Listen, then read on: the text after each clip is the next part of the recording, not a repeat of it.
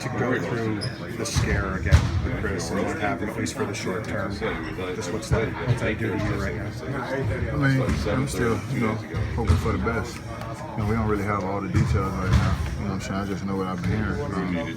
So, I'm hoping that he'll be back soon.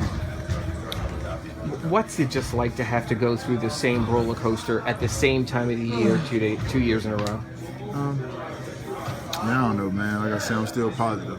So I can't say we've been through the same roller coaster yet. You know what I'm saying? I'm still remaining, positive or thinking, and I'm still hoping that everything works out. Have you reached out to Chris? Yeah. And what's that been like? What's his state right now? I'm just keeping his spirits up. Obviously just praying for him and his family.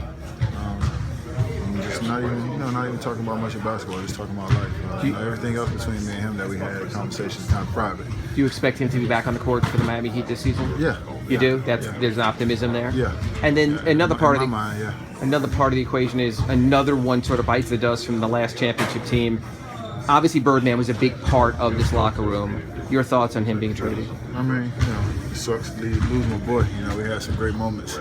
The last couple of years, we ain't been getting much playing time, so we've been having a great conversation over there. Keeping each other entertained and, coming up here before the games, playing one-on-one, keeping each other in shape and keeping each other involved mentally. But I talked to him, obviously, it's an opportunity for him to go and get some minutes and, put himself in a good position for the summer. So I told him to go out there and play ball. You guys are 2 games from third and 2 games from eighth. You've kind of been in that spot kind of all year. Just how intense do you think these last 20 minutes are going to be? Very intense. Very intense. It's going to be fun. If you're a competitor and you love to compete, then this is the ideal situation to be in. So we got a lot of competitors on this team, and I'm expecting us to lay it all on the line these last couple games. If you're down CB for any significant amount of time, how much are you waiting to have your number called? I mean, just like it was last year when I had my number called, I was able to go out and perform, produce, help us win some games. So, it'll be the same thing this year. Whatever decision coach makes, I'll figure out a way to make an impact, whether it's on the floor or off the floor. Are you guys emotionally hurting right now for Chris? Just worried about him more so than anything. Worried about him. Like I said, I really don't have all the details, so we're still optimistic that we can still have him, at some point throughout this season. And until somebody tells us otherwise, that's what we're gonna hold on to. Can this be a playoff team without him? You guys have talent here. Can this still be a playoff team without him? Yeah, we have a lot of talent. The motto that we've always had, since I've been here, is next man up.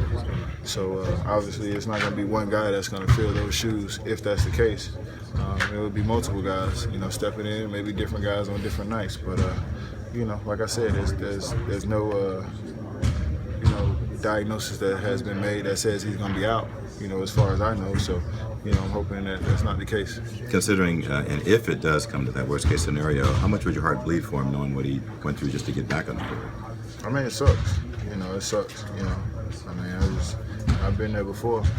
But not having it, happen again if that's the case with him. So, we really don't know. I don't want to say too much because I just want to remain positive. I want to stay optimistic, and I'm looking forward to having Chris back at some point. This team